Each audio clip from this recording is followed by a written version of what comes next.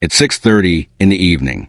The room is cold, sterile, silent, except for the low hum of fluorescent lights overhead and the faint shuffle of feet on concrete.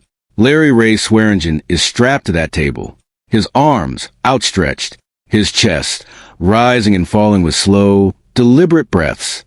A needle is already in his vein. The witnesses are behind the glass. And somewhere in that room, the Trotter family is watching, waiting. Then the pentobarbital begins to flow. And LarrySwearingen, a man who had spent 19 years insisting he was innocent, opens his mouth one final time. Lord, forgive them. A pause. Then something no one expected. I can taste it. Not rage. Not a final proclamation of innocence. Just the sensation. A burning. A man describing in real time what it feels like to die by the hand of the state. The room goes quiet. The Trotter family exhales. And on September 10th, 2019, the state of Texas closes the book on the murder of Melissa Trotter. Or does it?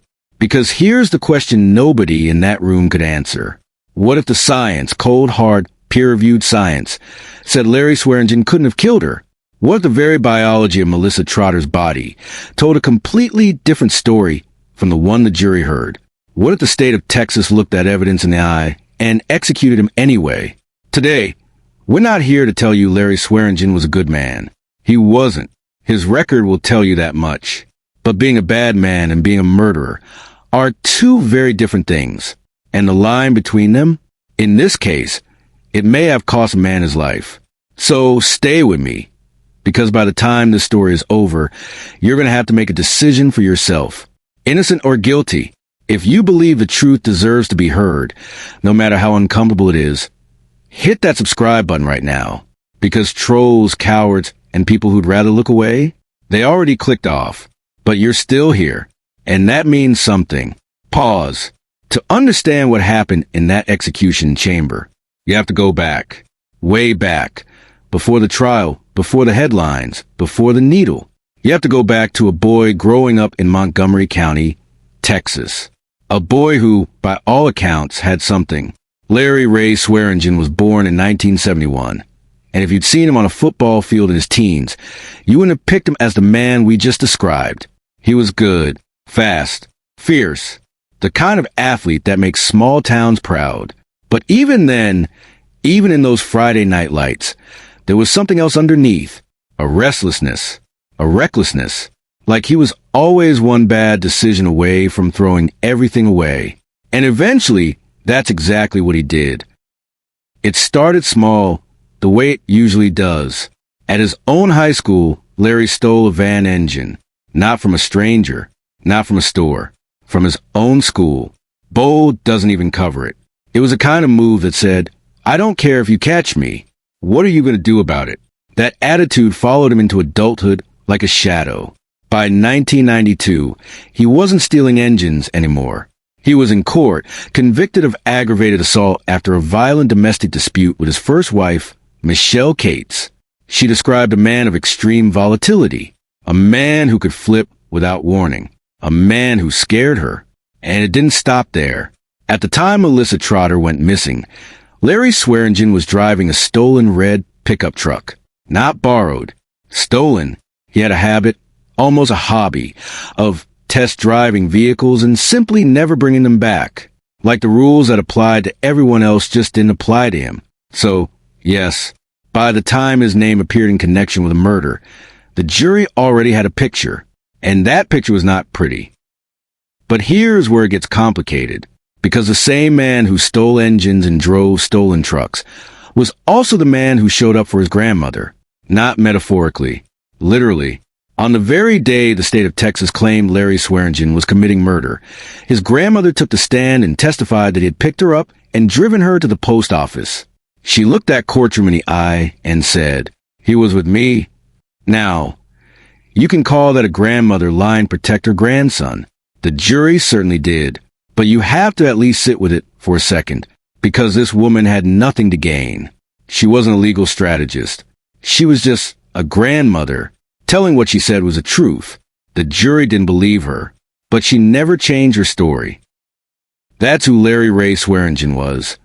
A man who existed in contradiction, violent enough to frighten a wife, reckless enough to steal without remorse, and yet connected enough to an old woman that she was willing to stand in a courtroom under oath and stake her credibility on his innocence. Fractured, complicated, dangerous, possibly. But a murderer? That is exactly what we're here to find out.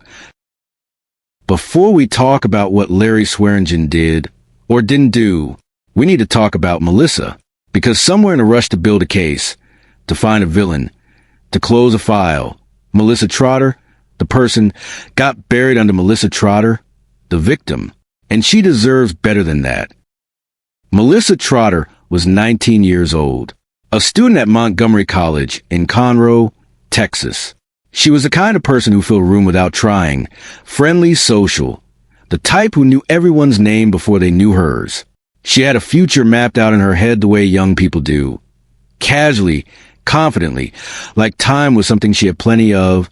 On December 8, 1998, she walked onto that campus for what would be the last time.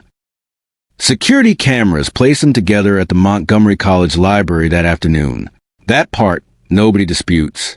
What happened after is where the story splits in two.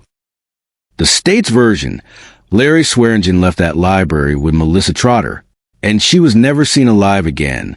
Larry's version, he left her there, with another man, a man nobody ever identified, a man the defense called the mystery man, someone seen near Melissa in the library after Larry had already left, a someone the prosecution never pursued, a lead that quietly disappeared. Larry said he left the library to go pick up his grandmother, the same grandmother who later testified in court. The same testimony the jury dismissed. Think about that for a moment. His alibi wasn't a friend, wasn't a stranger. It was an old woman waiting by her door for the grandson she said never let her down. He drove her to the post office. That's it. That's the alibi. No dramatic escape route. No accomplice. Just a grandmother and a grandson, and an errand that took maybe 30 minutes. And yet the jury looked at that and chose not to believe it. But here's what stayed with me. When Melissa didn't come home that night, her family called. Then they waited. Then they panicked. A mother sat by a phone. A daughter didn't call back. And somewhere between the library and the rest of Melissa's life, something happened. Something that would take 25 days and a cold January morning to reveal. LarrySwearingen was arrested on December 11th. Not for murder. Not yet. For the stolen truck. At this point, Melissa Trotter had simply vanished. No body. No crime scene. No murder charge. Just a missing girl and a man behind bars for an unrelated offense. But Larry knew something. Or at least, the prosecution would argue he did. Because while he sat in that cell, waiting, watching, calculating, LarrySwearingen did something that would either prove he was the most desperate innocent man alive, or the most arrogant guilty one. He decided to manufacture a witness. Not a real one, a fictional one. He picked up a pen. He opened that dictionary. And word by painstaking word, he wrote a letter in broken Spanish. The letter was addressed to his mother, but it wasn't signed with his name. It was signed Robin. Robin, this mystery girl, claimed to have witnessed something connected to Melissa Trotter's disappearance. She claimed she knew details.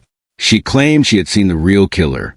And to make Robin credible, to make her feel like an insider, like someone who was actually there, Larry gave her a secret, a detail, a very specific detail, the color of Melissa Trotter's underwear. Now pause. Think about what that means.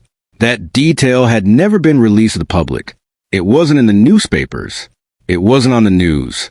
It was sealed inside the investigation, known only to law enforcement, and whoever was with Melissa when she died. The moment investigators read that letter, the room went cold, because Robin had just told them everything they needed to know, not about the killer, about Larry. Forensic linguists were brought in, handwriting experts followed, and one by one, they dismantled Robin. The sentence structures matched Larry's known writing patterns. The dictionary he used was found in his cell. The handwriting, despite the deliberate disguise, was his. Robin didn't exist. She never did. And just like that, what was supposed to be LarrySwearingen's masterstroke became the prosecution's most powerful weapon. But here's the question that keeps this story alive. An innocent man, truly innocent, truly panicking inside a jail cell, might do something irrational, something desperate, something that looks guilty from the outside, but comes from a place of pure terror. Or he knew exactly what he was doing, because he knew exactly what had happened to Melissa, and he was trying, badly, desperately, to point the finger somewhere else. The letter said everything. The question is, what exactly did it say? Now, this is a part of the story where everything shifts, where you stop thinking about stolen trucks and broken Spanish, and start asking a much bigger question. Not who killed Melissa Trotter, but when. Because in a murder case, the when and the who are the same question. If you can prove when Melissa died, you can prove who was free to do it. And that's exactly what a group of world-renowned forensic pathologists set out to do. What they found should have stopped everything. Melissa Trotter's body was discovered on January 2nd, 1999, in Sam Houston National Forest. 25 days after she was last seen at that library. The state argued she'd been killed on or around December 8th, the day she disappeared. The day she was last seen with LarrySwearingen. But the forensic pathologists looked at her body, and the body told a different story. The key was the pancreas. The human pancreas is one of the first internal organs to decompose after death, in temperatures averaging around 60 degrees Fahrenheit. Typical for that part of Texas in December, forensic science tells us something very specific. A pancreas will begin to liquefy within 10 to 14 days. When Melissa's body was examined, her pancreas was still intact, not partially decomposed, not deteriorating, intact. Do the math. If her pancreas was still intact on January 2nd, then based on everything forensic science understands about human decomposition, Melissa Trotter could not have been dead for more than 10 to 14 days, which means the earliest she could have died was December 19th, not December 8th, December 19th. LarrySwearingen had been behind bars since December 11th, 8 days before the science says Melissa could have been killed. 8 days. Let that sit. If the pathologists were right, LarrySwearingen did not kill Melissa Trotter. He couldn't have. He was in a cage. But the state wasn't finished. Because science, even good science, can be argued, debated, dismissed, and that's exactly what the prosecution did. They called the decomposition timeline inconclusive. They questioned the methodology. They brought in their own experts to counter the findings. And the jury, faced with expert against expert, data against data, chose to believe the state. But then, there was something else. Something the state couldn't explain away with competing experts. Something biological, specific, undeniable. DNA sample unknown male, collected from beneath victim's fingernails. Under Melissa Trotter's fingernails, investigators found blood flakes. Not Larry's, someone else's. An unknown male, unidentified, unmatched, the kind of evidence that, in any other case, would trigger an immediate demand for retesting, for answers, for a name. The state's response? Lab contamination. That was it. Lab contamination. No retesting. No further investigation. No name. The unknown DNA under a murder victim's fingernails was quietly set aside. And so the question, the one this entire story hinges on, sharpens into something almost unbearable. If the science said he couldn't have done it, if someone else's DNA was under her fingernails, if the body itself was pushing back against a verdict, why did LarrySwearingen still die on that table? 19 years. That's how long LarrySwearingen lived inside the Polunsky unit, home to the harshest death row in America. No congregate dining, no group recreation. 23 hours a day in a cell the size of a parking space. 1 hour of solitary outdoor time, if the weather permitted, if the guards allowed it. This was not prison. This was a waiting room with no exit. And yet, somehow, LarrySwearingen found a way to live inside it, not survive. Live. Every evening, when the unit went quiet and the fluorescent lights dimmed to their nighttime hum. Larry would reach for that radio, and he would find a Houston symphony. Classical music in a death row cell, piped through a bent antenna on a radio the size of a paperback book. He told his legal team it was the only thing that kept him sane. And somehow you believe him. But the radio wasn't the only thing he made out of nothing. LarrySwearingen made art, not with canvas or paint or the tools a free man takes for granted. He worked with whatever the state allowed him to keep. Soap, socks, paper, scraps. And from those things, he made objects of surprising beauty. Gifts for his lawyers, his supporters, the people who still believed in him. A violent man, a reckless man, making delicate things with his hands. And then there was the law, because LarrySwearingen didn't just wait to die. He studied, alone, in that cell with law books and legal briefs and the stubborn conviction that if the system had made a mistake, he was going to find it himself. He became a self-taught legal scholar, filing motions, challenging evidence, demanding retesting of the DNA that the state had quietly labeled contamination and moved on from. He called himself a POW of Texas, a political prisoner, a man held not because he was guilty, but because the state had decided it couldn't afford to be wrong.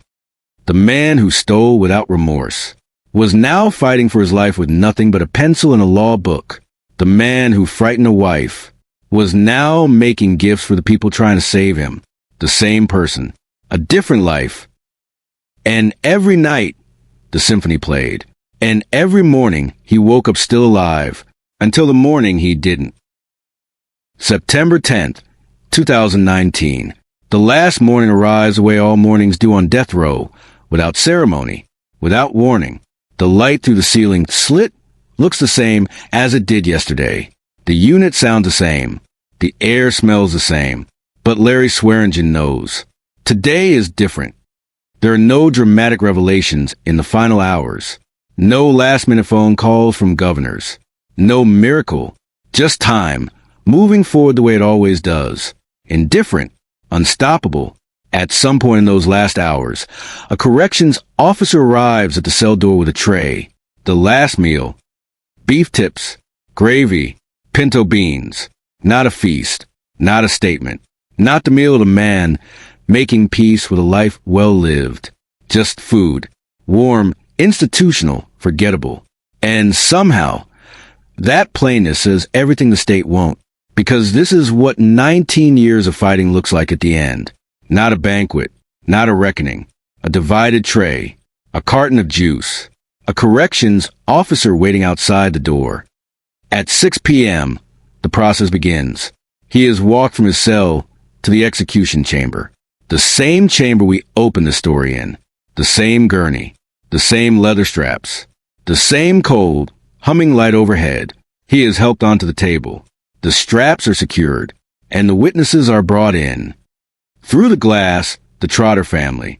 Sandra, Melissa's mother, the woman who sat by a cold cup of coffee in December 1998, waiting for a daughter who would never call back. She is here now, and she is watching.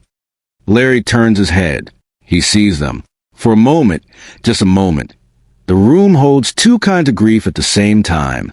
The grief of a family that lost a daughter, and the grief of a man who says he lost his life for something he didn't do. Both of them real. Both of them devastating. Neither of them canceling the other out. The pentobarbital begins to flow at 6:30 p.m. LarrySwearingen closes his eyes, and then opens his mouth. Lord, forgive them. A breath. The room is absolutely still. And then, the words that no execution witness had ever heard before.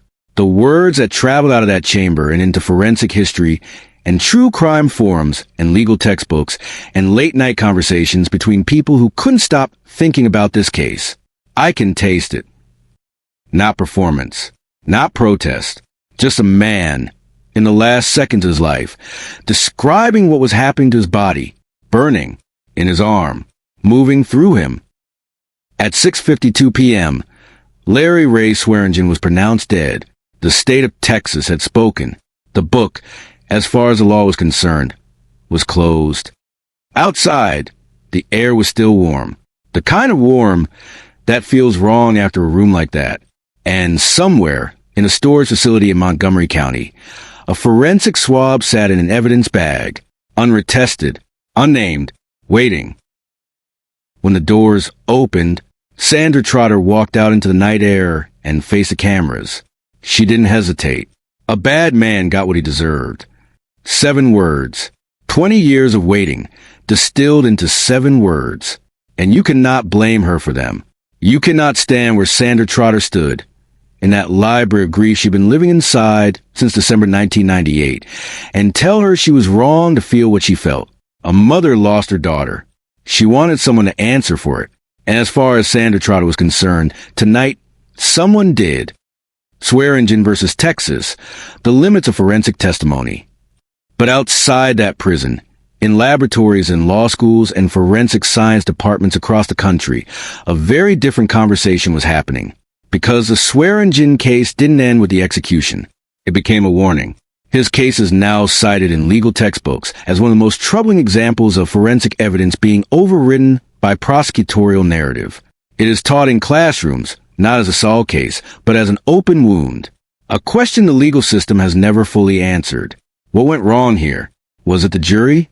The experts? The system itself? So committed to a verdict that it couldn't hear what the science was saying? Or was LarrySwearingen exactly what the prosecution said he was? A manipulative, dangerous man who used every tool available to him, including junk science, to escape accountability? Here's what we know for certain. Melissa Trotter was real. She was 19 years old. She had plans. She had a mother who loved her, and she was murdered. That part is not in dispute. What is in dispute, what has always been in dispute, is whether the man they strapped to that table was the one who did it. The science said no. The jury said yes. The state of Texas said, case closed. And somewhere between those 3 answers, Melissa Trotter is still waiting for the right one. Innocent or guilty, you decide.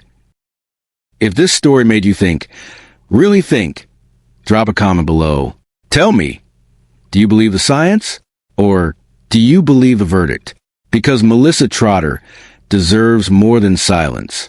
And if you're someone who thinks justice should be blind, not convenient, then share this video.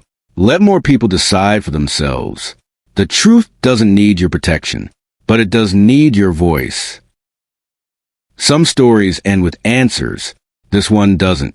Somewhere in a Montgomery County evidence facility, a forensic swab sits in a bag, unretested, unnamed. Somewhere in legal textbooks and forensic journals, LarrySwearingen's name is still being argued over, still being studied, still unsettled. And somewhere in the last seconds of September 10th, 2019, a man strapped to a table opened his mouth and said he could taste it. The door that justice closes is not always the door that truth opens. For Melissa Trotter, still waiting.